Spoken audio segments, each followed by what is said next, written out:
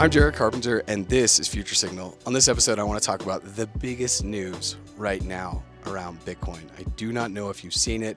I don't know how much you pay attention. The story in my head is if you're listening to this and you follow Future Signal, whether you're listening to this on a podcast platform or watching on YouTube, you're highly aware that the biggest news recently is that Bitcoin is back up around its all-time high of 109,000. Now today, I don't know, it's 104,000, 103,000, 105,000.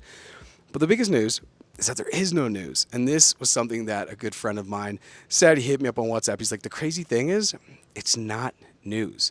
You can turn on CNN, you can turn on Fox News. Yeah, I'm sure if you turn on like Fox Business or you're watching a financial show, maybe they'll mention it. But, you know, in 2021, when Bitcoin hit 69,000 for the all-time high, it was news everywhere. Everyone was talking about Bitcoin and crypto and all this stuff. NFTs were exploding.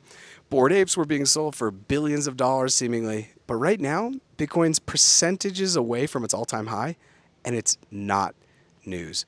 That, to me, is news. The fact that it's not news is news, and that's why I want to make this video. As Bitcoin continues forward, there'll be days where it's just going to be casually 250,000, but no one's going to talk about it. And then the day when it hits 1 million, I'm sure it will get a lot of acclaim. But there will be a day when it hits 500,000, and I guess that will be news because it's, you know, it will be a symbolic number. But there'll be other days where it's 450,000 and no one cares. Just like if you've been in this long enough, I've seen, you know, a sub 3,000 Bitcoin, 105,000 is like, holy gosh, that is crazy. That is, you know, the price is a reflection of attention and is a reflection of interest. I know that people can say, oh, you know, you shouldn't talk about price so much and all that. But to be fair, Bitcoin was supposed to be the new money. It was supposed to be the thing that gets us away from institutions, that gets us away from third parties that we can't trust.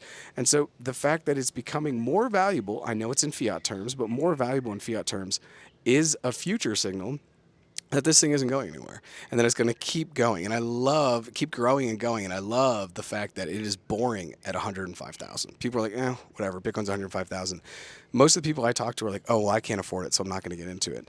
And we can go down that rabbit hole of what you can and you can't afford. I just had someone leave a really good comment on the video that I did on why 99% of people never own 1/10 or 0.1 Bitcoin. And he said, you know, most people don't have any money and you're asking us to shill out $10,000. I'm not asking anyone to shill out anything. When it comes to Bitcoin, I always think you should learn. I think you should do 5 hours of learning before you put $1 into it, so you understand what you're getting into. Too often in life, I think people just put money into things because other people are doing this. You see this from people buying scratch tickets. You see this from people getting into mortgages. I think people get into mortgages all the time because other people are doing it, and your grandparents or your parents who are boomers are going to give you a pat on the back and be like, good job, because that's what we did, and that's what being an adult is.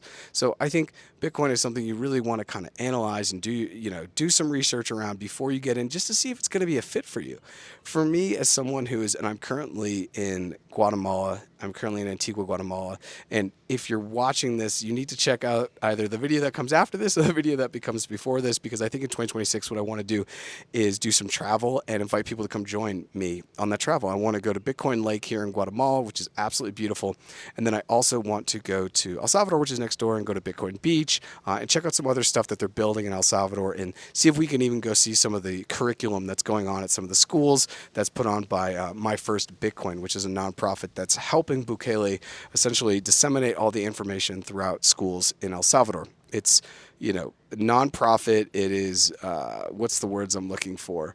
It's a nonprofit and it's open source. And so anyways, whether you're watching this video, it will be the video that comes after this or the video that becomes before this. I'm not sure yet how that's going to come out, but in 2026 I'm inviting maybe 5 to 6 people to come join me on some travels. We'll check out Bitcoin Lake in Guatemala and we'll go check out Bitcoin Beach in El Salvador, so people can really see how Bitcoin is being used in local economies, or maybe how it's not used. I think it's really good to go kind of see these things. But getting back to the big news around Bitcoin is that it's not news. People are not talking about it, even though Bitcoin's percents away from being at its all-time high of 109,000. That to me is just kind of awesome. I love that it's becoming boring. You know, the best investments in life are the boring ones, right there.